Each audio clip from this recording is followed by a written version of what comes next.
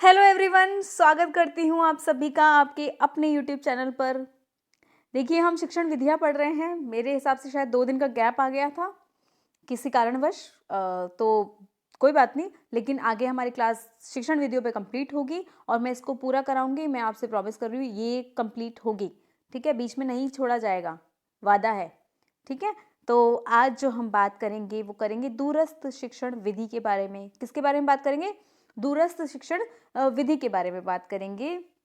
लेकिन इसकी बात करने से पहले ना एक और बात मैं कर लूँ आपसे, इम्पॉर्टेंट है। और वो बात ये है कि अगर आपने अभी तक भी चैनल को सब्सक्राइब नहीं किया है तो सबसे पहले आप चैनल को सब्सक्राइब कीजिए, बेल आइकन को प्रेस कीजिए।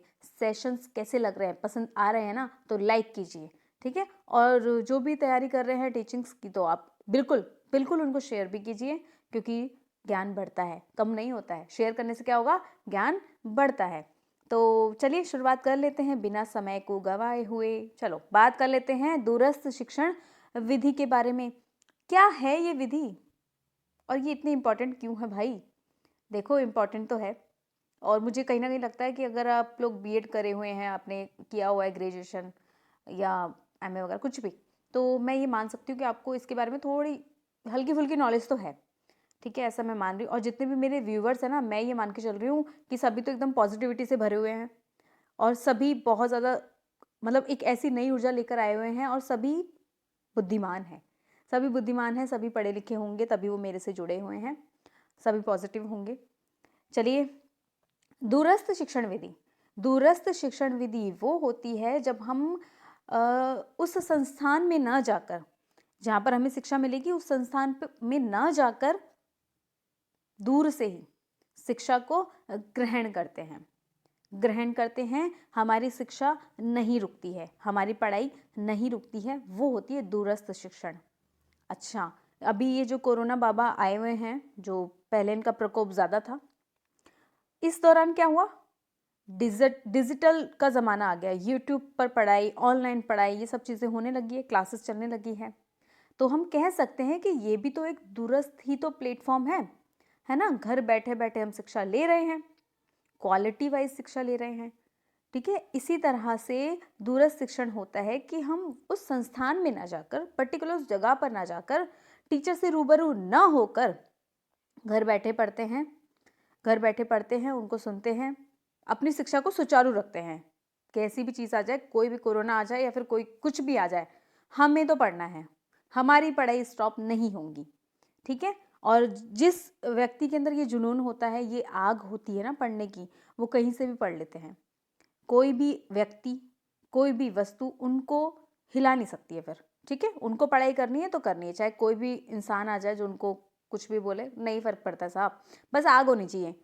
ठीक है, आग होनी चाहिए पढ़ाई की, फिर कोई नहीं मना करता है। ये किसके लिए ज़रूरी है दूरस्थ शिक्षण? देखिए, ये ज़रूरी है उन महिलाओं के लिए, उन बालिकाओं के लिए जिनकी मतलब जैसे मान लो कि शादी हो गई है किसी की, तो वो अगर पढ़ना चाहती हैं तो वो इस तरह से अपनी शिक्षा को सुचारू रूप से कंटिन्यू रख पाती हैं। ठीक है, बहुत बेहतरीन तरीके से कंटिन्यू रख पाती हैं, अपने आगे की उच्च शिक्षा को प्राप्त कर पाती हैं। तो ये बहुत अच्छा प्लेटफॉर्म है, और मैं कहूँगी सरकार की तरफ से बहुत अच्छी चीज़ है कि आपको जो दी जा रही है, ज्ञान दिया जा रहा है, शिक्षा दी जा रही है, आपको बस बटोरना है, लेना है। अच्छा, व्यवसायी लोग होते हैं। ठीक है, वे लोग अगर नहीं जा पा रहे हैं व्यवसाय के कारण, या मैं कहूँ किसी की आर्थिक स्थिति ठीक नहीं है, या मैं कहूँ किसी का कहें तो इन्वायरमेंट ठीक नहीं है, वो लोग नहीं पढ़ पा रहे हैं बाहर जाकर, तो क्या करें? क्या उनको वंचित रखा जाएगा पढ़ाई से? बिल्कुल भी नहीं, उनको वंचित नहीं रखा जाएगा पढ़ाई से, बल्कि उनको घर बैठे बैठे शिक्षा की प्राप्ति हो पाएगी। ठीक है, दूरस्थ शिक्षण विधि। बहुत बेहतरीन उदाहरण दे रही हूँ, इग्नू। इग्नू के बारे में आप सभी परिचित हैं। इग्नू एक ऐसा प्लेटफॉर्म है, एक ऐसी संस्थान है। पहली बात तो हम उन्हें धन्यवाद देना चाहिए कि इग्नू जैसी चीज़ भी बनी हुई है, जो कंटिन्यू रखती है शिक्षा को, सुचारू रूप से कंटिन्यू रखती है। बिल्कुल अच्छा है, सही प्लेटफॉर्म है। अच्छा, इसमें क्या होता है, आपको मुद्रण जो सामग्री है वो आपको प्रोवाइड करा दी जाती है घर पर ही। आपके स्तर की पढ़ाई आपको बिल्कुल रखी जाती है, सुचारू रूप से दी जाती है। क्लासेस का इसमें एक चीज़ होती है कि विद्यालय में जाकर नहीं पढ़ाई होती है, टीचर्स के सामने आप रूबरू नहीं हो पाते हैं, इसमें सिर्फ ये दोष मैं मानती हूँ कि आप शिक्षक के सामने रूबरू नहीं हो पाते हैं।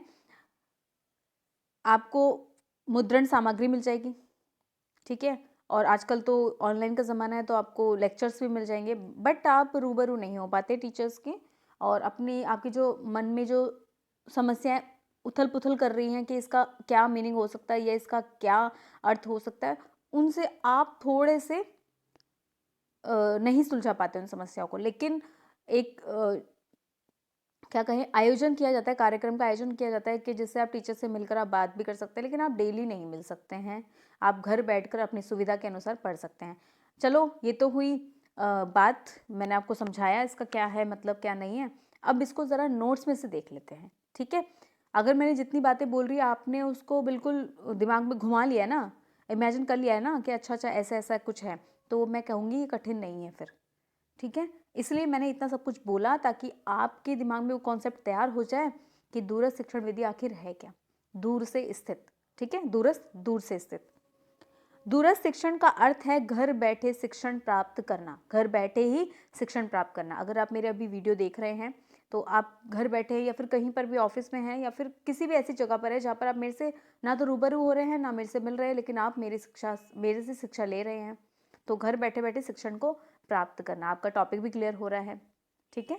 अच्छा, इस विधि में अध्यापक बालक के सम्मुख ना होकर पाठ्यक्रम के रूप में होता है, बालक के सम्मुख शिक्षक नहीं होंगे, सिर्फ पाठ्यक्रम होता है, सिर्फ मुद्रित सामग्री होती है उनके पास, छात्रों के पास में, ठीक है।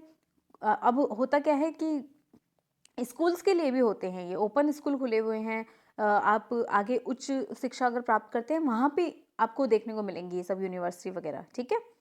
बालक द्वारा सीखे हुए ज्ञान का मूल्यांकन अध्यापक द्वारा किया जाता है, बिल्कुल किया जाता है। कैसे किया जाएगा, कैसे किया जाएगा, हम रूबरू पढ़ाई तो कर ही नहीं रहे हैं, तो कैसे किया जाएगा। अरे आपको एग्जाम्स होंगे, आपके एग्जाम्स होंगे, जो आपने पढ़ा है ना अभी तक पूरे साल भर तक, क्या क्या देखा है, क्या क्या सीखा है, उसका मूल्यांकन अध्यापक करेंगे, आपको मार्क्स दिए जाएंगे, ठीक है, आपका रिजल्ट बनेगा प्रॉपर। तो ये तो बहुत अच्छी चीज़ है, आप अपना मूल्यांकन कर पाएंगे ना कि आप कहाँ तक पहुँच चुके हैं। अच्छा, बालक अपने घर पर ही रहकर स्व अध्याय द्वारा विषय वस्तु का ज्ञान प्राप्त करता है। स्व अध्याय सबसे बड़ी चीज़ है यहाँ पर, खुद से ही सीखता है बालक, ठीक है, खुद से ही सीखता है। कैसे सीखेगा, वो जो बुक्स उसको मिली हुई है, वो जो मुद्रित सामग्री उनको मिली हुई है, उसके अनुसार वो स्वाध्याय कर करके जो ज्ञान है उसकी प्राप्ति कर लेते हैं। यह निरौपचारिक शिक्षा की पद्धति है, बिल्कुल है। निरौपचारिक अर्थात क्या औपचारिक नहीं, अनौपचारिक। औपचारिक क्या हुआ फिर, औपचारिक तो जैसे कि स्कूल्स में जाते हैं, जैसे कॉलेज में जाते हैं, डेली हम जाते हैं, पढ़ाई करते हैं, टीचर से रूबरू होते हैं, वो तो हुआ औपचारिक, ठीक है। और निरौपचारिक क्या हुआ, निरौपचारिक ये दूरस्थ शिक्षण हुआ, ठीक है। ये वाला पॉइंट भी आप याद रख लेना, इसको भी आप याद रख लेना। अच्छा, संपूर्ण विषय में जटिलता पाई जाती है। देखिए साहब, जटिलता तो पाई जाएगी, टीचर्स का अपना ही महत्व होता है, भले ही कुछ भी हो जाए लेकिन टीचर्स की जगह कोई नहीं ले पाएगा, ना ले सकता है। अच्छा, इसमें क्या होता है, जब खुद से बालक पढ़ रहा होता है तो उनको कई सारी समस्याएं खड़ी हो जाती है, कई सारी जटिलताएं आती हैं, अर्थ समझ में नहीं आता है, भावार्थ समझ में नहीं आता है, तब उनके सामने जटिलताएं उपस्थित हो जाती हैं। उसको दूर करने एवं जिज्ञासाओं को शांत करने के लिए अध्यापक छात्र संपर्क कार्यक्रम रखा जाता है, कभी कभी महीने, कभी कभी 2 महीने, कभी कभी 6 महीने, इस दौरान ऐसा कार्यक्रम रखा जाता है। और कहीं कहीं पर तो मैं कहूँ हर हफ्ते मेरे ख्याल में कहीं ना कहीं क्लास होती है, शायद वीक में एक बार हो जाती होंगी, रेयर है बट होती होंगी, ठीक है। तो इस तरह से भी, ताकि वो अपनी जिज्ञासाओं को, अपने जो अंदर जो भी चल रहा है उसके चीज़ें, तो उनको वो शांत कर पाते हैं अध्यापक के सामने।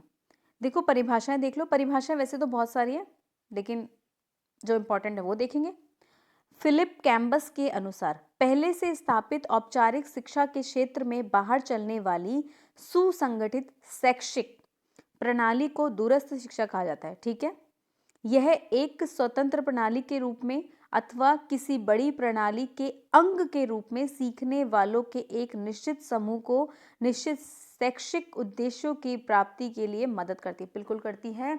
ये एक बड़े लेवल पे, ब्रॉड लेवल पर है, स्वतंत्र है, बिल्कुल स्वतंत्र है और है एक बड़े लेवल पर, ठीक है। तब इसमें क्या होगा, इग्नू एक बहुत जीता जागता उदाहरण है। इग्नू से बेहतर तो क्या हो सकता है।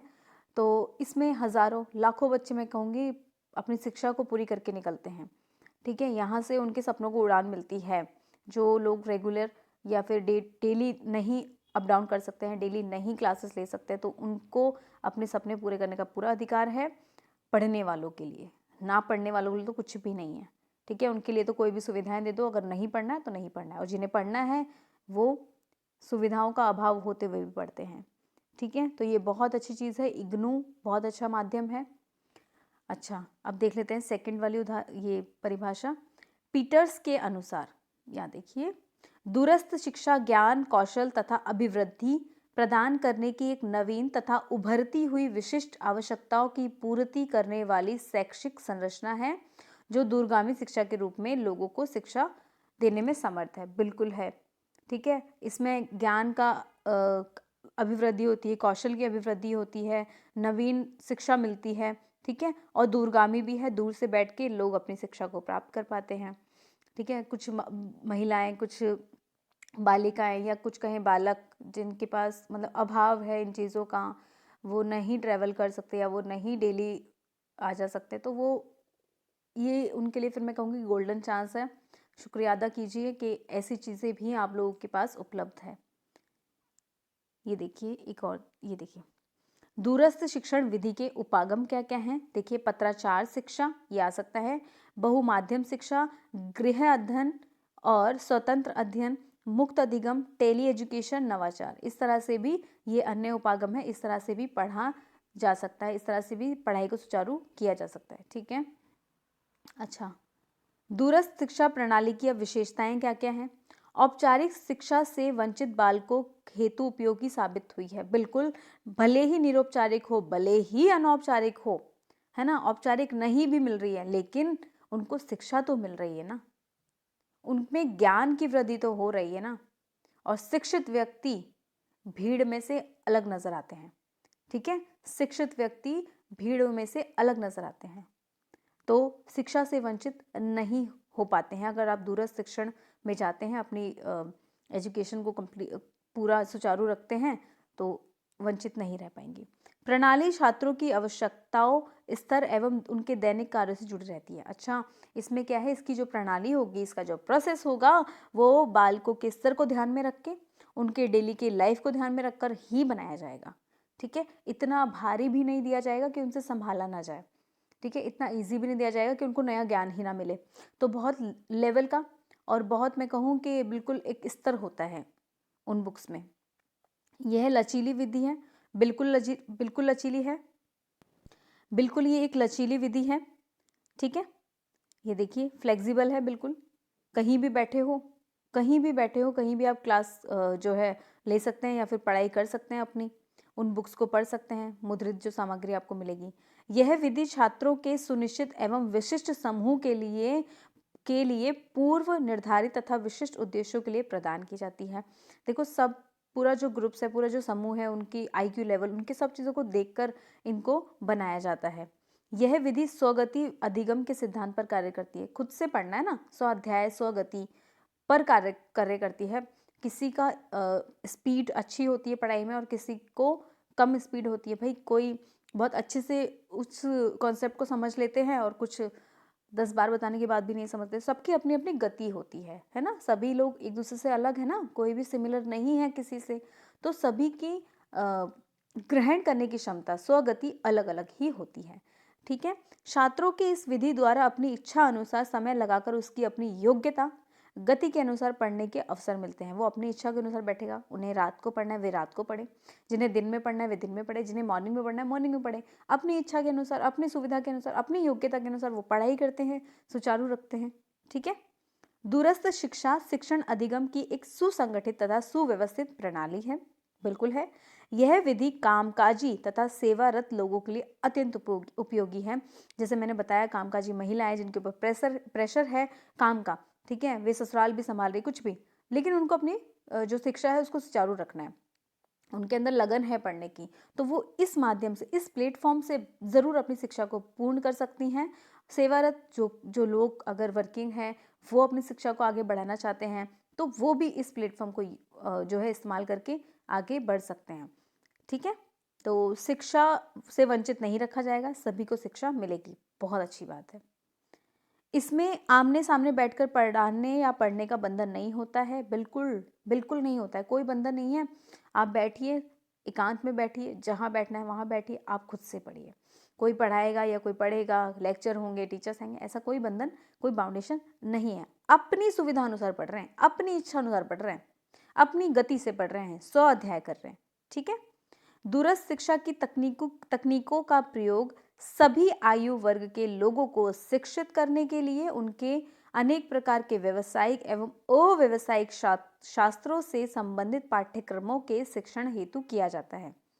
कोई भी आयु वर्ग हो, कोई भी कुछ भी हो, कोई रिलीजन कुछ भी हो, व्यावसायिक है, अव्यावसायिक है, भाई आपको अगर ऐसी लगन है कि आपको अपनी शिक्षा को बढ़ाना है, आपको अपनी शिक्षा को सुचारू रखना है, आप यहाँ पर अपना एडमिशन लीजिए, आप अपनी पढ़ाई को सुचारू रखिए।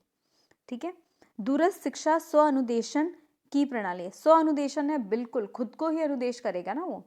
अगर छात्र है वो खुद को अनुदेश करेगा, खुद की ऊपर स्वगति देखेगा, खुद की योग्यता देखेगा, उस अनुसार अपने कार्य को पूरा करेगा।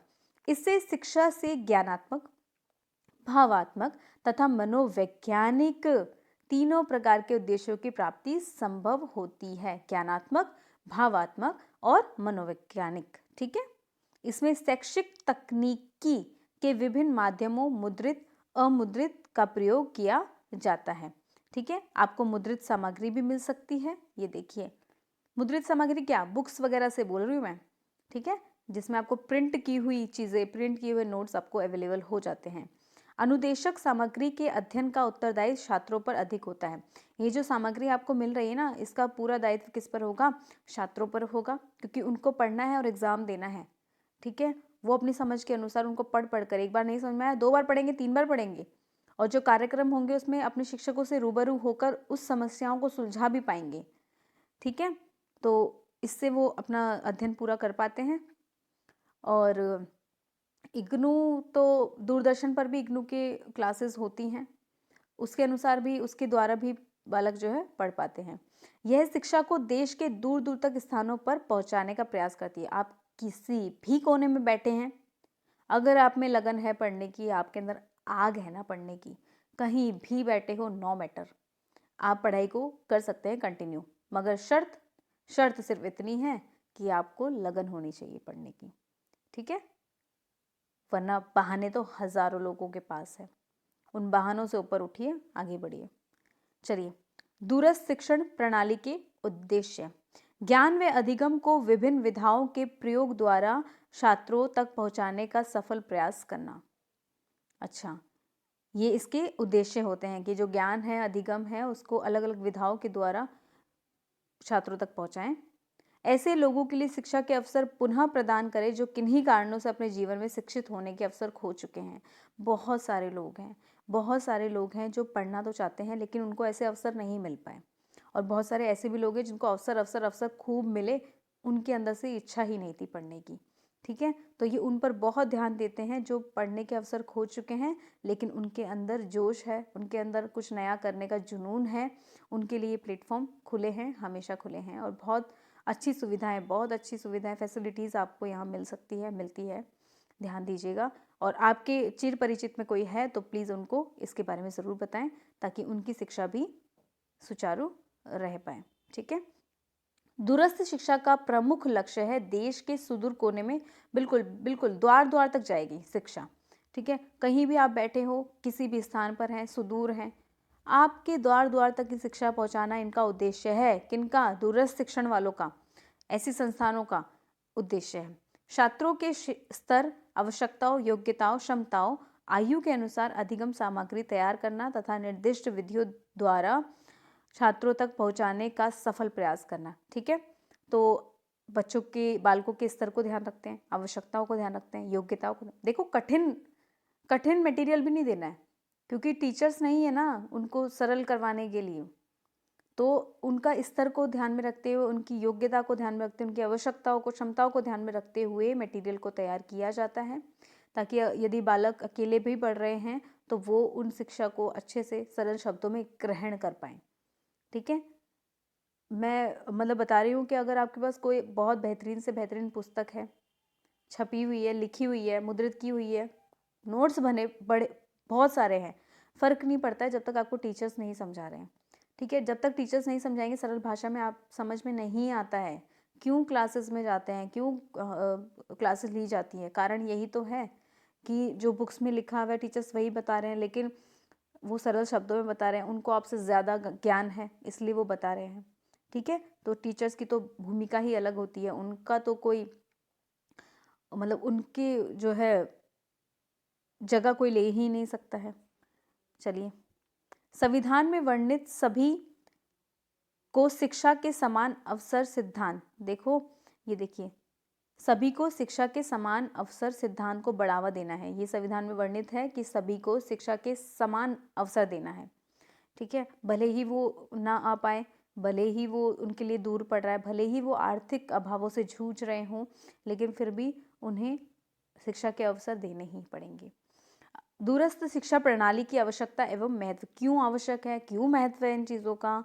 दूरस्थ शिक्षा ऐसे लोगों के लिए एक वरदान है जो अपनी शिक्षा को आगे जारी रखने के लिए अन्यत्र जाने में पूर्णतः असमर्थ है, कहीं और जाने में वो पूर्णतः असमर्थ है, उनके लिए तो ये बिल्कुल वरदान जैसा साबित होगा और हो भी रहा है। मैं कह रही हूँ हज़ारों लाखों बच्चे पढ़ते हैं इसमें से। ठीक है, हज़ारों लाखों बच्चे निकलते हैं यहाँ से, तो उनके लिए तो ये वरदान है, आवश्यकता है, महत्व है। यह दूरस्थ शिक्षा बहुमाध्यमीय उपागम का प्रयोग करती है, फलस्वरूप छात्रों की अधिगम प्रक्रिया को अधिक बल मिलता है। दूरस्थ शिक्षा शैक्षिक तथा व्यावसायिक अवसरों की समानता प्रदान करने वाला एक सशक्त माध्यम है। ठीक है, शैक्षिक तथा व्यावसायिक अवसरों की समानता प्रदान करता है। ठीक है, ऐसा नहीं है कि अगर किसी ने दूरस्थ शिक्षा से अपनी शिक्षा को ग्रहण किया है तो उनको बाद में अवसर दिया जाएगा, नहीं, समान अवसर मिलेगा, समान अवसर मिलेगा, उनको भी, उनको वंचित नहीं किया जाएगा व्यावसायिक अवसरों पर। ठीक है, यह दूरस्थ शिक्षा ऐसे लोगों के लिए भी महत्वपूर्ण है जिन्हें ज्ञान के उन्नयन के लिए कुछ अतिरिक्त शैक्षिक प्रशिक्षण की आवश्यकता है, अपने ज्ञान को बढ़ाने के लिए। दूरस्थ शिक्षा निरक्षर किसानों, मजदूरों, गृहिणियों तथा विकलांग व्यक्तियों आदि के लिए भी महत्वपूर्ण है, बिल्कुल महत्वपूर्ण है। जो नहीं जा पा रहे हैं, हमारे दिव्यांग भाई बहन, उनके लिए भी महत्वपूर्ण है। तो मैं बस इतनी आपसे गुजारिश करूँगी, अगर आपके आसपास ऐसे लोग दिखते हैं जो इच्छा रखते हैं पढ़ाई करने की बट किसी अभाव के कारण नहीं पढ़ पा रहे हैं, उनको ऐसा प्लेटफॉर्म आप ज़रूर बताइए ताकि वो अपने सपनों को उड़ान दे सकें। जो औपचारिक विद्यालयों में शिक्षा प्राप्त करने में असमर्थ रहे हैं, यह छात्र केंद्रित या व्यक्ति केंद्रित व्यवहार है, अतः इसके अंतर्गत छात्रों के स्तरों के अनुरूप होकर बिल्कुल सामग्री उसी स्तर पर बनाई जाती है जो छात्रों के अनुरूप होगी।